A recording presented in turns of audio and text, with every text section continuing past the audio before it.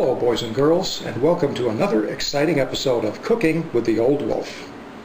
After my stunning success creating Smutto, inspired by the devious mind of Howard Taylor, who draws Schlock Mercenary, a wonderful webcomic by the way, which you ought to check out, and that'll be $100, Howard, thanks, I realized there were some other things that might go together well. So today we're going to create something just as simple as Smutto, but nowhere near as vile. In fact, it's downright heavenly, and I call it Tellamite. I would have called it Chocomite, but some yeast had trademarked that name back in 1978, the swine. The Aussies have this passion for eating the sludge that's left over from making beer, and they call it Vegemite. Cue the Castle Thunder. The Brits have a similar product that they call Marmite, and they swear it's far better. That is a battle left up to the inmates of the Level 5 lockdown unit at Bedlam, and I'm not going to take sides. I would eat any of it. The thing about these yeast extracts, though, is that they are eaten in small quantities. Butter a slab of bread, and then lightly dredge some Vegemite through it, and you have the classic Vegemite sandwich popularized by Men at Work in their 1981 hit, Down Under. That'll be $100, guys, thanks. Ignorant seppos go to Australia and try to eat it like they would peanut butter. Sheesh, no wonder they don't like it. Eat it properly, and it's rich, meaty, and satisfying. That'll be $100, mates, thanks. On the other hand, there's something that is eaten on bread in mass quantities, as thickly spread as your pancreas can handle. And that's the Italian product developed by Ferrero, the marvelous hazelnut chocolate sugar spread known as Nutella. Sarà $100 ragazzi e grazie. So I got to thinking, what would a combination of the two be like? I tried it, I loved it, and so I'm sharing it.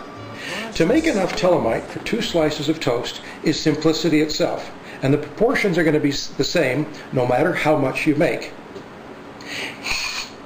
So here we're going to make some Tellamite. We're going to take about a tablespoon of Nutella, and by tablespoon I mean a large spoon about the size that you use for soup, not a measuring tablespoon. You can do what you want, but this is what I did. And you put it in a bowl. Just like that. And don't forget to lick the spoons. Then you take about a third of a tablespoon of Vegemite. About like that. And add it in.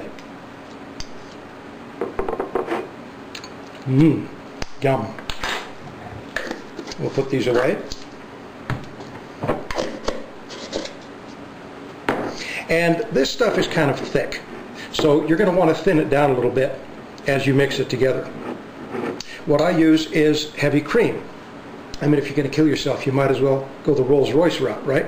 You could use skim milk, you could use soy milk, basically anything that's going to thin it down. I suppose you could use water, but that sounds nasty to me. So just drizzle a few drops of heavy cream on the mixture and then blend it. Now as you do this, the sugar in the Nutella is going to start granulating out. But that's okay, because once you spread it on the bread, it'll go smooth again. So just mix and mix and mix until you're pretty well sure that you've mixed all the ingredients together until they're smooth. Now, the fact that the result looks a little bit like someone went to northern Saskatchewan and waited for a moose to be very, very ill may be off-putting for some people. But they just need to harden up. If you like Vegemite and you like Nutella, you should really like the combination. That's all there is to it. Put it on some toast and enjoy with Dr. Pepper. That'll be $100, folks, thanks. And if anyone decides to manufacture this commercially and makes $1 trillion, send me about $20 million for the idea, would you? I'm working on a big project and I could use the funding. Well, that's it for this time, boys and girls. Enjoy my Tellamite and stay tuned for another exciting episode of Cooking with the Old Wolf. Oh, yes, yes!